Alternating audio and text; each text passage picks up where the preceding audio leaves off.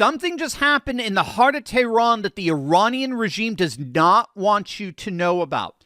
Armed fighters from the opposition just stormed the security perimeter of Supreme Leader Khamenei's personal headquarters, breaching fortified walls defended by 8,000 elite Revolutionary Guard soldiers. And it gets even more explosive because reports have now been confirmed that President Trump has been presented with assassination plans targeting Khamenei, meaning regime decapitation is officially on the table.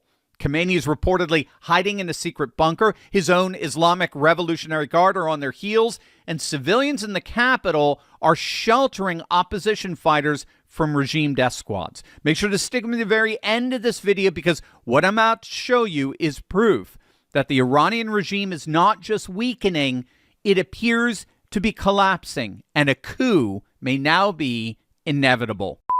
Hey gang, it's me, Dr. Steve, your Patriot Professor, celebrating yet another day in Trump's golden age that you made possible back in November 2024. So if you want a front row seat on how you continue to change the world in ways you never even imagined, make sure to smack that bell and subscribe button.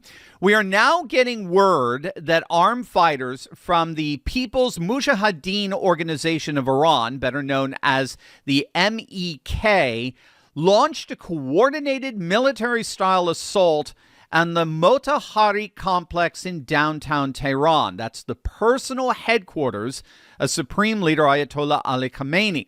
And this was not some lone wolf attack or symbolic protest. This was reportedly a multi-target military operation with multiple strike teams hitting different locations simultaneously. That's the reports that we're getting. Khamenei's residence, the Guardian Council, the Assembly of Experts, the Intelligence Minister's Office, the Judiciary, the Supreme National Security Council, even the office and residence of Khamenei's son, his designated successor, were all targeted in what appears to be an operation designed to decapitate Iran's entire power structure. Now, here's what makes this assault historically unprecedented. The Motahari complex is, to put it mildly, a fortress, okay? The entire perimeter is surrounded by prefabricated reinforced concrete walls more than 4 meters high, topped with metal anti-drone and anti-projectile barriers. And within the complex, each building has its own enclosed perimeter wall, creating layers within layers of defense. Nearly 8,000 personnel from various military and intelligence units guard the compound. That's more security than that protects the U.S. president, the UK prime minister, and the French president combined. And yet, MEK fighters broke through both perimeters, reached positions within direct assault range of Khamenei's residence, sustained combat for over 12 hours, and 150 fighters who penetrated the second perimeter all escaped safely to their bases by midnight. And we need to think about what that means. If 8,000 elite guards cannot stop opposition fighters from reaching the Supreme Leader's doorstep, either there is massive incompetence or there is internal sabotage.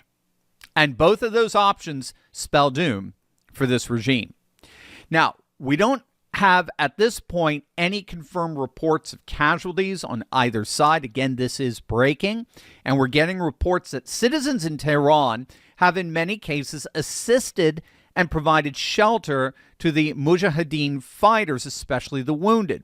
Civilians are reportedly hiding opposition fighters from Revolutionary Guard death squads.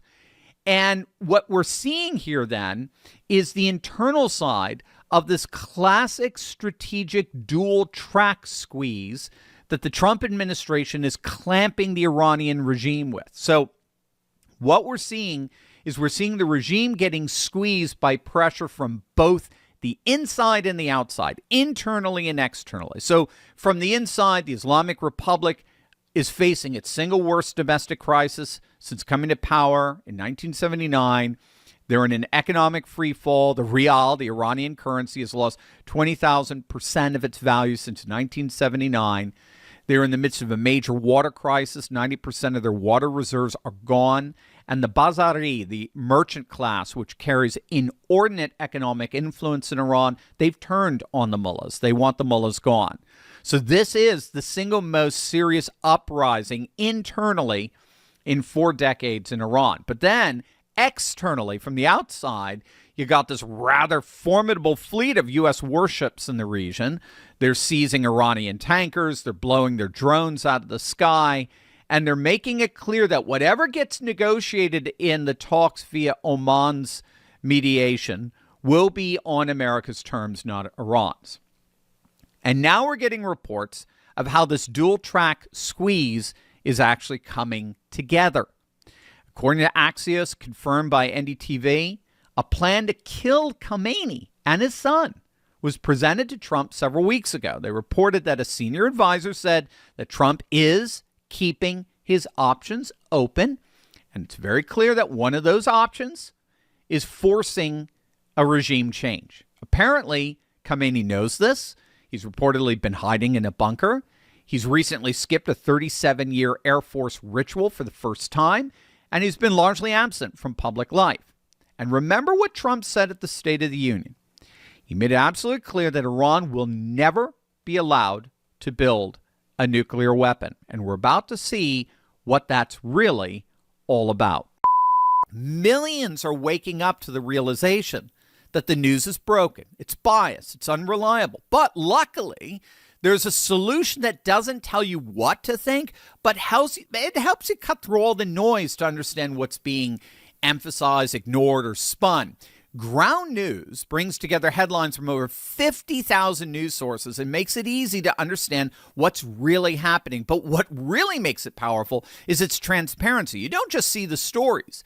You see the political bias behind every source, the ownership ties, and the coverage breakdown across the spectrum. So that's why over 1 million people have downloaded Ground News. Check it out for yourself at ground.news/Steve. Now, my favorite feature is the blind spot feed. It shows you which stories are blowing up on one side of the aisle, but barely mentioned on the other. It's the clearest way to see media bias in action. So, for example, here's a story the left is completely ignoring. It involves the testimony of Minnesota Governor Tim Walz and Attorney General Keith Ellison before Congress in March regarding the allegations of widespread fraud. Now, the left-wing media doesn't want to touch this story of their upcoming testimonies because it exposes just how corrupt Democrat administrations have become. Now, of course, right-wing media has its own blind spots, but that's the beauty of Ground News. With every story, Ground News shows you the entire spectrum of who's reporting from left, right, and center, and how reliable each source is, who owns each outlet. I mean, it's everything the corporate press doesn't want you to see. Right now, you can get 40% off the Vantage plan, which gives you unlimited access to all their features. I personally use it for about $5 a month. It's awesome. Just visit ground.news/Steve, click the link in the description, or scan the QR code. That's ground.news/Steve. The U.S.-Iran confrontation is one of the clearest real-time demonstrations of the civilizationalist order replacing the liberal internationalist architecture that defined the post-1945 world. So for decades, the Islamic Republic operated as a revolutionary ideological state, not a civilization state per se, but more a universalist project that sought to export its Shia Islamist model across the Middle East through proxy networks such as Hezbollah, the Houthis, Iraqi militias, Hamas. Its entire strategic logic assumed the persistence of the liberal international order. And that's because they were able to exploit UN processes. They were able to hide behind multilateral frameworks. They were able to use the appeasement-based Obama-era nuclear deal to buy time and leverage the West's procedural commitments against itself and the like. What we have to understand is that world of the liberal international order, is now gone. What replaced it is civilizational realism. And at the heart of that civilizational realism in the Middle East are the rising Sunni Arab Gulf monarchies, right? Saudi Arabia, the UAE, Qatar, Egypt, Bahrain, all of whom has spent the last decade reasserting a rooted civilizational identity centered on Arab sovereignty, Sunni Islam, and economic modernization, positioning themselves as the civilizational anchors of the Middle East. This is absolutely essential to get. This is simply not just about Israel or Israeli influence over American foreign policy, okay? There may certainly be that, but we have to understand that Iran is seen as well as a threat to Sunni Arab sovereignty by virtue of their proxies, Hezbollah, Houthis, Iraqi, Shiites, and the like.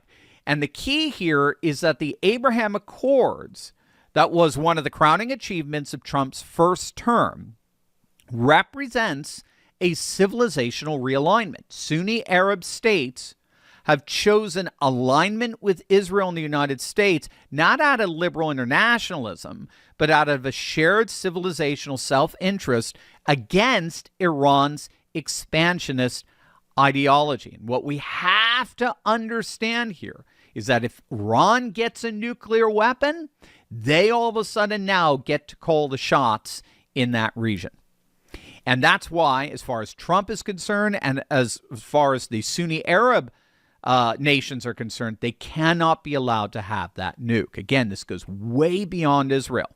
And the recent destruction of Iran's proxy network, with Hezbollah decapitated, Hamas devastated, the Houthis under bombardment, that has effectively collapsed the Shia revolutionary arc, leaving the Sunni Arab civilizational bloc as the dominant regional order. And in effect, there is significant support to permanently solidify that Sunni Arab order. And so this is where Trump comes in, and the two-tiered squeeze on the regime. Trump's approach to Iran, right, the total oil quarantine, the June 2025 strikes, the reported presentation of assassination plans targeting Khamenei and his son, the demand that Iran surrender not just its nuclear programs, but its ballistic missiles, its proxy networks, and the like. All of that is meant to, in effect, make permanent the Sunni Arab civilizational bloc as the dominant power in the region, and thus fulfill the promise of the Abraham Accords. And at the same time this is all happening, you've got the Iranian people rising up and demanding a return to their Persian civilizational identity, the same pre-Islamic national consciousness that the mullahs spent 45 years trying to erase.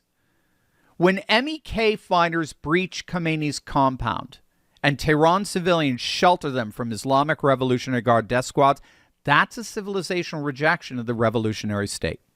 So bottom line, the liberal international order created a vacuum that revolutionary and ideological states like Iran exploited. But the rise of civilizationalism, from Trump's America to Modi's India to the Gulf monarchies reasserting Sunni Arab civilizational interests, that civilizationalism is now collapsing those Shiite ideological projects and replacing them with rooted, sovereign, civilizational actors. Iran's regime isn't just losing a geopolitical contest. It's being ground to dust between civilizational forces it was never designed to survive. So many of you have asked how you can support what we're building here. And one simple way is through our Turley Talks merch, designed to reflect the values we live by. Just click the link below, take a look. I think you're going to love it.